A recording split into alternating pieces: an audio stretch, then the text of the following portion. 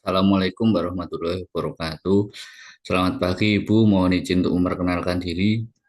Nama saya Tading Satrio Terengginas dengan NIM 2200024385. Di sini saya ingin menjelaskan mengenai sengketa anti dumping kertas A4 antara Indonesia dengan Australia. Yang pertama tentang duduk perkara. Pada pertengahan April 2017, Australia menuduh Indonesia melakukan praktik dumping produk kertas A4. Komisi Anti-Dumping Australia atau ADC menemukan bahwa eksportir Indonesia menjual kertas salinan A4 ke Australia dengan harga dumping. Australia kemudian memperlakukan bea masuk anti-dumping atau BMAD terhadap produk kertas A4 asal Indonesia berkisar antara 12,6% hingga 41,1%. Dua perusahaan Indonesia yang dikenakan BMAD adalah PT Indah Kiat Pulp dan Paper Tbk sebesar 38,6% dan PT Pindu Deli Pabrik Pulp dan Kertas sebesar 35,4%. Australia mendasarkan tuduhannya pada adanya situasi pasar tertentu atau PMS yang terjadi di Indonesia. Australia menduga adanya intervensi pemerintah Indonesia melalui subsidi industri kertas yang menyebabkan pasokan kayu bahan baku kertas melimpah dan harganya menjadi lebih rendah sehingga harga jual kertas A4 di Indonesia dianggap lebih rendah. Pemberlakuan BMAD menyebabkan penurunan signifikan pada nilai ekspor pada kertas A4 asal Indonesia ke Australia dari 33,33 juta pada tahun 2016 kini menjadi 9,47 juta pada tahun 2018. Selanjutnya, dasar hukum internasional Perjanjian Anti-Dumping WTO pasal 2.2 menyatakan bahwa nilai normal barang harus didasarkan pada harga penjualan di pasar domestik, kecuali jika terdapat particular market situation yang membuat perbandingan tidak layak. Yang kedua, pasal 2.2.1.1, data keuangan produsen harus digunakan jika sesuai dengan prinsip akuntansi yang berlaku umum dan mencerminkan biaya produk secara wajar.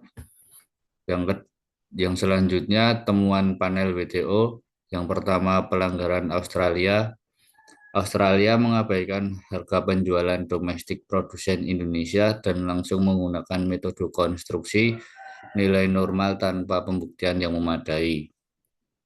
Australia menolak menggunakan data akuntansi produsen Indonesia, padahal data tersebut sesuai dengan standar akuntansi dan mencerminkan biaya produksi yang sebenarnya.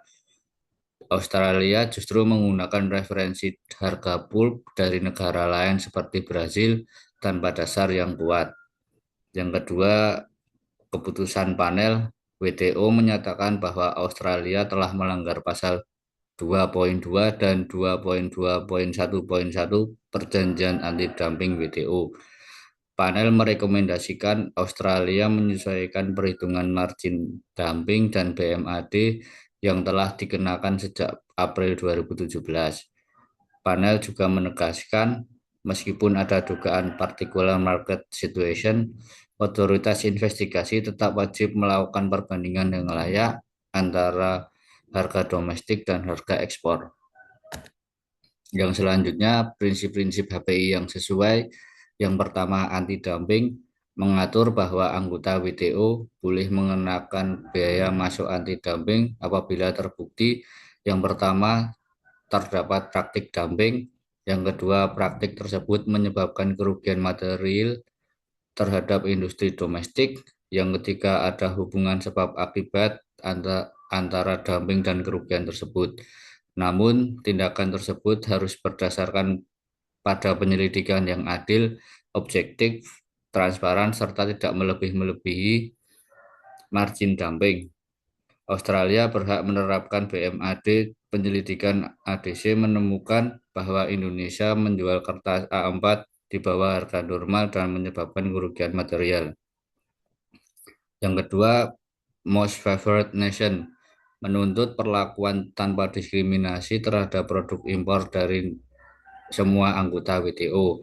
Australia harus menerapkan kebijakan dumping yang konsisten kepada semua negara yang mengekspor produk serupa. Yang ketiga, national treatment melarang diskriminasi antara produk impor dan produk domestik dalam pasar dalam negeri. Setelah dikenakan PMAD, produk impor tetap harus diperlakukan yang sama seperti halnya produk domestik selain perbedaan tarif tersebut. Setelah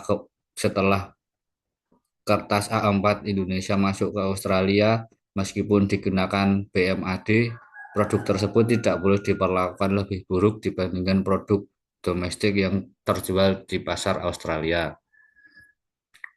Yang selanjutnya, implikasi hukum perniagaan internasional. Yang pertama, prinsip fair trade. Putusan WTO menegaskan pentingnya keadilan dan transparansi dalam penetapan tindakan anti-dumping serta perlindungan terhadap produsen dari tindakan diskriminatif dari negara lain. Yang kedua, presiden internasional.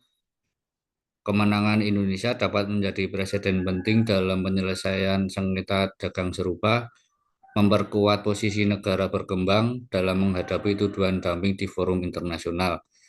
Yang selanjutnya, kepatuhan pada prosedur WTO. Kasus ini menunjukkan efektivitas mekanisme penyelesaian sengketa WTO sebagai forum yang netral dan legalistik dalam menegakkan aturan perdagangan internasional. Yang selanjutnya, dampak bagi Indonesia, dampak hukum dan perdagangan internasional. Yang pertama, meningkatnya resiko sengketa dagang. Kasus ini berpotensi mendorong Indonesia untuk membawa sengketa ke WTO melalui mekanisme penyelesaian Dispute Settlement Mechanism atau DSM. Proses ini memakan waktu, biaya, dan tenaga diplomasi yang tidak sedikit. Yang kedua, tuntutan perbaikan kebijakan domestik. Pemerintah Indonesia harus mengevaluasi kebijakan subsidi atau intervensi pasar yang dianggap mendistorsi harga agar tidak mudah menjadi alasan tuduhan dumping. Yang selanjutnya, dampak ekonomi dan hubungan internasional. Negara lain dapat mengikuti langkah Australia dalam memperlakukan tindakan serupa jika mencurigai adanya subsidi atau praktik dumping sehingga mempersulit pasar ekspor di Indonesia. Yang hubungan internasional, tuduhan dumping dan PMAD menambah ketegangan hubungan perdagangan Indonesia dan Australia dan memperburuk reputasi Indonesia di mata negara mitra dagang yang dapat lebih berhati-hati untuk mengimpor barang dari Indonesia karena khawatir akan masalah harga dan subsidi. Sekian dari saya.